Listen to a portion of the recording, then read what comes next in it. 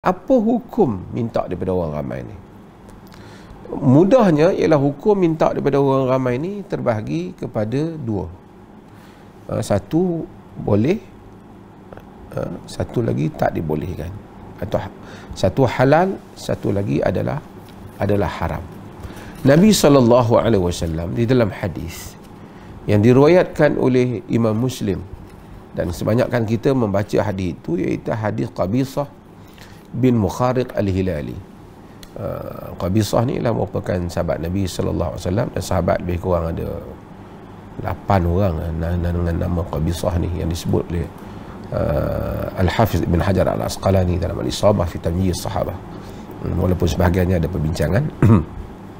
Tapi yang pentingnya ialah Qabisah meriwayatkan daripada Nabi SAW apabila dia datang berjumpa dengan Nabi kerana menanggung bebanan hutang untuk mendamaikan mereka yang berbalah. Nabi SAW beritahu kepada Qabisah bahawasanya, ya Qabisah, innal mas'alata la tahil illa li ahadis thalatha. Wahai Qabisah, minta-minta ni tidak halal melainkan untuk salah seorang daripada yang tiga. Yang salah seorang daripada yang tiga ni mereka boleh meminta-minta. Yang pertama ialah rajulun tahammal hamalatan. Satu orang yang menanggung satu bebanan. Tahammal hamalah ni bebanan mendamaikan orang. Misalnya dululah orang Arab dia apabila nak berdamai tu kadang-kadang dia tawarkan apa-apa supaya proses perdamaian tu memakan kos sehingga dia berhutang nak membolehkan orang berdamai. Sebahagian luas sekali lagi masuk ke dalam masalah diat, ditanggung diat, tanggung bebanan hutang kerana ada orang yang berbunuh-bunuhan dan kemudian dia tanggung diat, ataupun bunuh dengan tak sengaja dan seumpamanya.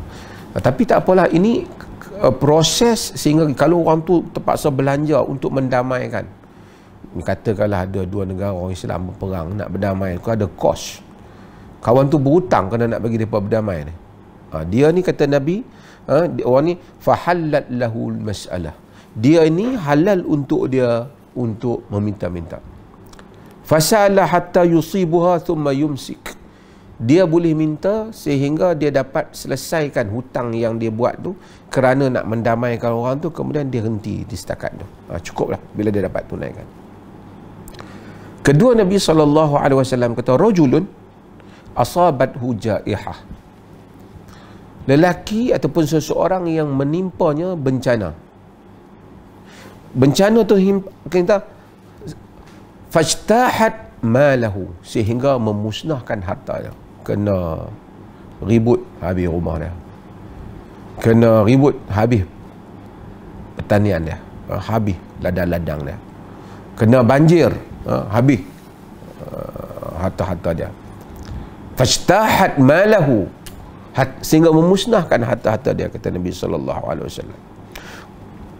Orang yang seperti ini fahallat lahul mas'alah, dia boleh halal untuknya berminta-minta.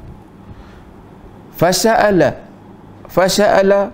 hatta yusiba qiwaman min 'aish atau qala sidadan min 'aish, dia boleh minta sehingga dia dapat menyelesaikan qiwaman min 'aishin, sehingga dapat asas-asas hidup, atau sidadan min 'aishi, ataupun keperluan asas kepada hidup dia, dapat hidup balik lah. Nabi kemudian setakat tu dia minta. Dua. Yang ketiga kata Nabi, rajulun asabathu faqah, seseorang yang telah menimpanya faqah. Faqah maksudnya menimpanya keperluan ataupun menimpanya kefakiran, hajat yang teruk, yang ada hajat yang besar. Dia macam fakir lah. Dia timpa tu sehingga apa? Kata Nabi, hatta yaqula thalathatun min dhawil hijji min qaumihi inna fulanan asabathu al-faqah, sehingga 3 orang daripada kaumnya yang berakal matang, yang rasional, kata si fulan itu telah ditimpa dengan kefakiran. Maksudnya apa? bukan isu tiga, kata sebahagian para ulama yang mengulas hadis ni, tapi maksudnya orang tahulah dia susah lah. Betul, bukan kelentong lah orang kata. Memang kalau kat kampung tu orang tahulah kata dia susah. Kita yang nak pergi bagi zakat ke apa, tak boleh lah tengok-tengok aku susah awak mari, kena tanya juga lah sepatah dua kan, hatta yaqula thalathatun min dhawi hajah min dhawi hiji min qaumi, sehingga tiga orang yang apa, yang matang, yang rasional daripada kaum dia menyatakan bahawa inna fulana asabathu al-faqah, si fulan itu telah ditimpa kefakiran. Nabi kata fahallat lahul mas'alah, dia ni halal untuk dia untuk minta. Fasa'ala hatta yusiba qiwaman min 'aishin aw sidadan min 'aishin thumma yumsik. Dia minta lah sehingga dia dapat asas atau teras kehidupan, kemudian cukuplah setakat tu. Kemudian Nabi SAW kata, wa ma siwahunna ya qabisat, apa yang selain daripada itu, wa ma siwahunna minal mas'alati ya qabisah syuhun ya'kuluha sahibuha syuhan.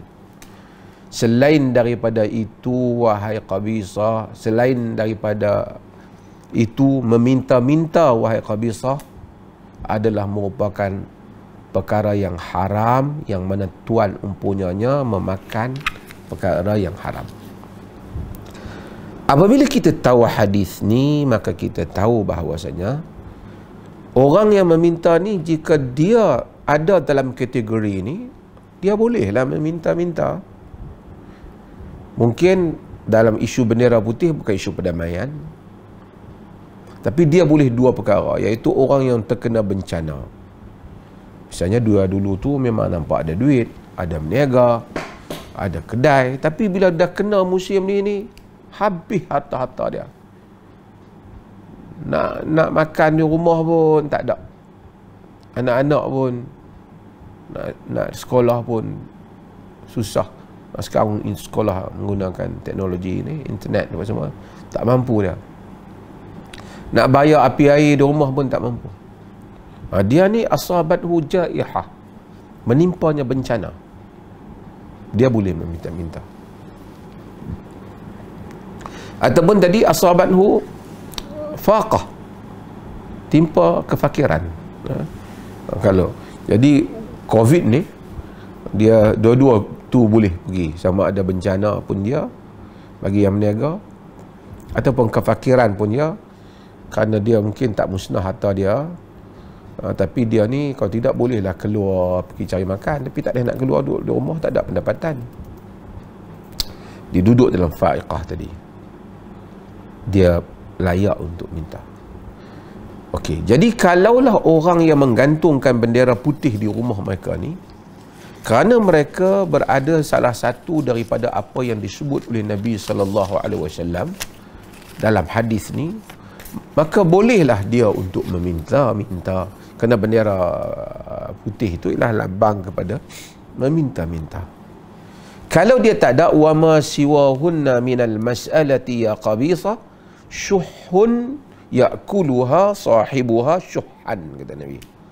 Selain daripada itu wahai qabisa, haram yang mana syuh ni sebenarnya haram yang benda itu ditarik keberkatannya, yang mana tuannya makan cara yang haram, sesuatu yang haram. Jadi meminta-minta ni asalnya memang tak boleh kalau tak ada keperluan. Sebab tu dalam hadis Muslim Nabi SAW kata, man sa'ala an-nas amwalahum takathuran fa innama sa'ala jamra falyastaqil aw falyastakthir aw la yastakthir. Apa orang yang meminta harta orang ni untuk membanyakkan harta dia, dia ada dah beras, ada dah, tapi dia syok digantung bendera putih tu, orang tak tahu apa, pakat bagi kat dia. Dia hak di rumah pun makan tak sangka lah, umpamanya. Nabi kata orang yang meminta kerana nak banyakkan apa harta dia, sedangkan dia taklah memerlukan. Nabi kata dia hanya meminta bara api neraka, bara api neraka. Silalah Nabi kita nak sikit ke ataupun banyak. Maksudnya Nabi pilih lah, nak sikit banyak. Dalam riwayat Imam Ahmad, diriwayat juga oleh Abu Daud, Nabi SAW menyatakan, innahu man sa'ala wa indahu ma yughni. Sesungguhnya orang yang minta sedangkan dia ada di sisinya apa yang memadai untuknya, fa innama yastakthiru min jamri jahannam. Hanya dia membanyakkan bara api neraka jahannam. Inilah kedudukan orang yang gantung bendera putih jika dia gantung hanya untuk memperdayakan orang lain.